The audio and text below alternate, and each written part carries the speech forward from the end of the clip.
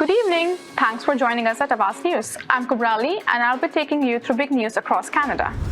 Gender-based violence declared epidemic in Peel region, prompting urgent action. Province banning floating homes on provincial waterways. A dip in inflation may not be enough to stop the Bank of Canada from raising rates next month. Toronto Zoo releases 55 endangered turtles to the wild. Toronto man accused of sexually assaulting victim inside home, police. Air Canada pilot flying out of Toronto Pearson becomes incapacitated mid-flight TSP. Penny Appeal Canada hosts largest outdoor Eid prayer in Canada. Those were the headlines, and now let's jump through the details. A 29-year-old man has been charged after Toronto police say he sexually assaulted a person at his home. According to police, officers were called to the area of Church Street and Charles Street East shortly before 8 a.m. on April 28 for a report of sexual assault. Police allege the victim met a man in a park one day earlier and they agreed to go on a date. The victim, police said, suggested meeting in public place, but the suspect wanted to meet at his residence. Police said the accused subsequently sexually assaulted the victim before driving them home. The suspect, who has been identified by investigators as Toronto resident Wang Li, has been charged with 1 count of sexual assault. Police believe there may be more victims, Toronto police said in a news release issued Friday. Ontario is banning floating homes from being docked overnight on provincial waterways. The restriction, which goes into effect on July 1st, impacts floating accommodations only and will not apply to other traditional watercrafts such as sailboats. The government has defined a floating accommodation as a building or structure that is equipped or usable for overnight accommodation. These vessels are not primarily designed for navigation. Examples include a raft, barge, or floating platform with a structure on top that can be used as shelter for camping or overnight stays. We heard a number of concerns about the use of floating accommodations on Ontario's waterways, including their potential effects on the environment as well as concerns about safety, Graydon Smith, Minister of Natural Resources and Forestry, said in a statement on Friday. The ministry reiterated the changes will not impact anyone exercising their right to navigate, including reasonable mooring or anyone exercising Aboriginal or treaty rights. It also does not impact floating accommodations on private water lots or waterways under other jurisdictions. The proposal was first posted publicly in February. According to the regulation decision, there were broad support from property owners, cottager associations, and municipalities. The public commentary participants also mentioned that the occupants of floating accommodations were living on public land without authorization and therefore were not paying property taxes. This is in addition to noise complaints and safety concerns related to emergency services and waterway congestion.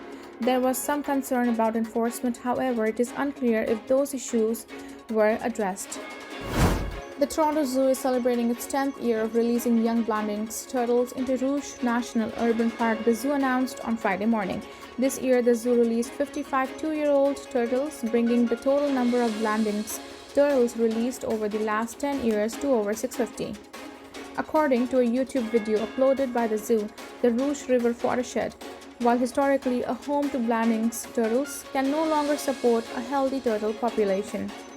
They hatched about 2 years ago at Toronto Zoo, but they are more representative of about a 4 to 5-year-old wild turtles, so the time they spend with us really is head start, said a representative for the Toronto Zoo in the video. It gets them over those most vulnerable life stages and also gives them a better chance of surviving in the wild. To combat extinction of the turtles, the Toronto Zoo collects turtle eggs every June, incubates them and keeps them in the Americas Pavilion of the zoo, where visitors can observe them. Once the turtles reach 2 years of age, they are moved to an outdoor enclosure where they can adjust to the elements before being released in the wild. Once released, the turtles continue to be observed from afar using radio transmitters to track the turtles' growth and migration patterns. Forecasters are expecting the Bank of Canada to move ahead with another interest rate hike in July, even as they expect the annual inflation rate to slow significantly. Statistics Canada is set to release its Consumer Price Index report for May on Wednesday, providing the most up-to-date inflation reading ahead of the Bank of Canada's interest rate decision on July 12. On the food inflation front, Orlando is also hopeful that price increases may be slowing more meaningfully. In April, grocery prices were 9.7% higher than a year ago. Inflation ticked slightly higher to 4.4% in April, marking the first increase since last summer. The report sparked concern at the Bank of Canada that progress on inflation was slowing despite its aggressive interest rate hikes since March 2022. But next week's release is expected to show inflation once again on the decline, with BMO forecasting Canada's inflation rate fell a full percentage point to 3.4% in May. Economics have been widely expecting the annual inflation rate to fall sharply this year because of base year effects, which refers to the impact of price movements from a year ago on the calculation of the year-over-year inflation rate. Early this month, the Bank of Canada announced a quarter of percentage point rate hike that brought its key rate to 4.75%, the highest it's been since 2001. The decision to raise interest rates again, despite announcing a pause early this year, was prompted by a string of hot economic data that raised concerns at the central bank that journey back to 2% inflation may take longer than previously expected. Economic growth in the first 3 months of the year was higher than anticipated, driven in part by strong consumer spending, which was up 5.8%. The Bank of Canada has not given financial markets any hints on which way it is swaying. Instead, it's indicated that it plans to base its July decision on income data. But with only 1 month of data to work with, Rich says it will take weak results on all fronts to convince the Bank of Canada to not raise rates. Unless you get uniformly weak data, it looks pretty likely that they will have to push rates higher once again, he said. A pilot on an Air Canada flight out of Toronto early this month became incapacitated mid-flight, Canada's transportation watchdog confirmed to Awaz News. The Transportation Safety Board of Canada (TSB) said it happened on flight AC692, which departed Toronto Pearson International Airport to St. John's International Airport on June 7th. In an email, the TSB said that during the flight, the first officer became incapacitated. The TSB went on to say that a deadheading captain, meaning a pilot who was on the flight as a passenger, assumed the crew member's duties and landed the aircraft without further incident. Emergency crews were on standby at the gate once the flight touched down in St. John's, the TSB said. It's unclear how the first officer, also known as the co-pilot, became incapacitated.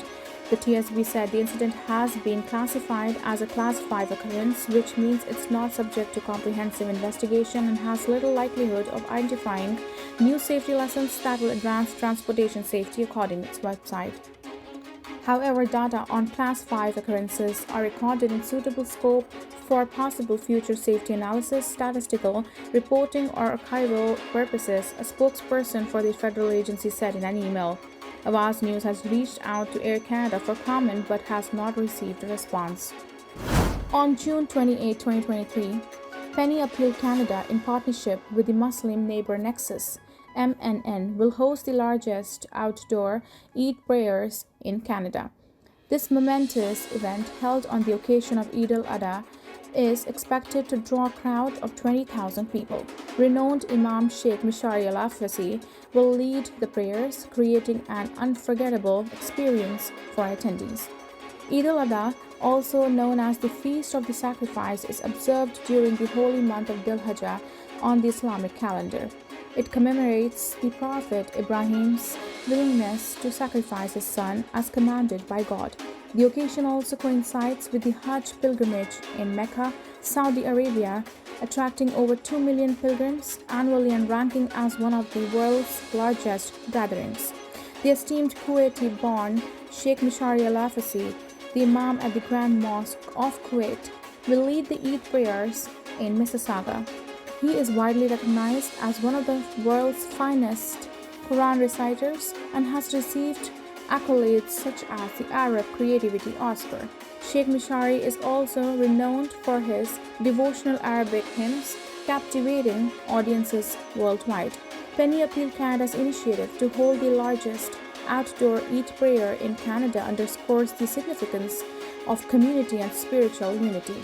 The event offers an opportunity for individuals to come together and celebrate this important occasion while also fostering a sense of belonging and connection among attendees. As the event approaches, anticipation builds for what promises to be a memorable and inspiring gathering. Attendees will have the privilege of participating in the Eid prayers led by Sheikh Mishari Al-Afasi, an esteemed figure in the Islamic community. Penny Appeal Canada's commitment to organizing this monumental event reflects their dedication to promoting inclusivity and strengthening bonds within the community. The forthcoming Eid prayer offers a unique experience for individuals from all backgrounds to come together and share in the joyous spirit of Eid al-Adha.